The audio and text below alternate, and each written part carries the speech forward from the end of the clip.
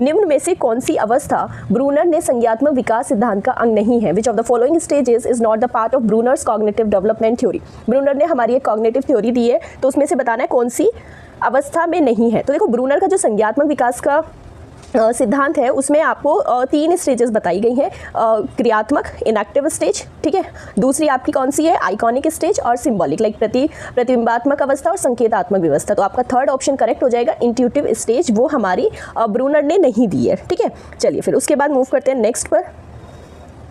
Question number 8, Morrison ने बौद्ध स्तर के शिक्षण प्रतिमान में 5 पदों का वर्णन किया है, वे हैं। Morrison has describe 5 steps in his teaching model at understanding level which are. So बताने हैं कि वो 4 जो है वो आपके कौन से हैं। देखो, जो ये आपके 5 लेवल्स हैं उसमें जो सबसे पहला लेवल आता है वो आपका आता है खोज का, यानी अन्वेषण करना, एक्सप्लोरेशन करना, तो ये तो हो जाएगा आपका फर्स्ट। उसके बाद आता है आपका सेकंड प्रस्तुतिकरण, जो आपकी हो जाएगी प्रेजेंटेशन, ओके।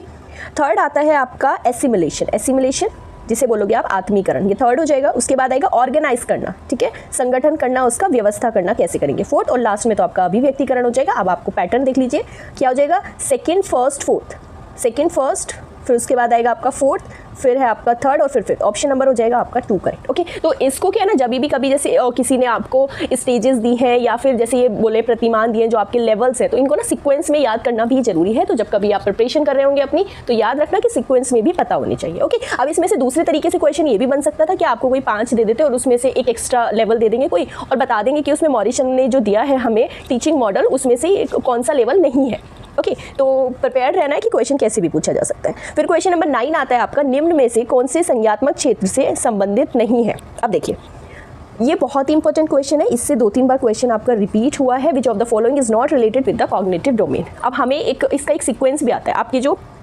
कॉग्निटिव डेवलपमेंट के जो आपका कॉग्निटिव डोमेन है, जो संज्ञात्मक क्षेत्र है, उसके आपके 6 लेवल्स में लाइक डिवाइड किया गया, आपको 6 पार्ट्स में डिवाइड किया गया। वो कहता है, पहला आता है ज्ञान, अनुप्रयोग, बोध, ओके। ज्ञान आता है, बोध आता है, फिर अनुप्रयोग, तो उसके अकॉर्डिंग जो उसमें नहीं होगा वो हो जाएगा अनुमूल्यन, यानी कि वैल्यूइंग। इसके बाद 3 और आते हैं, आपका पहला ज्ञान हो जाएगा, दूसरा बोध, तीसरा अनुप्रयोग, चौथा विश्लेषण होता है, फिर संश्लेषण, और लास्ट में आ जाता है आपका मूल्यांकन। तो कभी कभी इसका सीक्वेंस भी पूछ लेते हैं, जो आपसे क्वेश्चन लाइक शायद 2017 के एग्जाम पेपर में 18 में पूछा गया है इसका सीक्वेंस, ओके। अब देखो यहाँ पे थोड़ा सा चेंज करके पूछ लिया कि संज्ञात्मक क्षेत्र से कौन सा संबंधित नहीं है। उन्होंने 6 लेवल्स में से जो आपके 6 पार्ट्स थे उसमें से 3 दे दिए करेक्ट और एक अनुमूल्यन दे दिया एक्स्ट्रा, वो हो जाएगा इसका करेक्ट आंसर।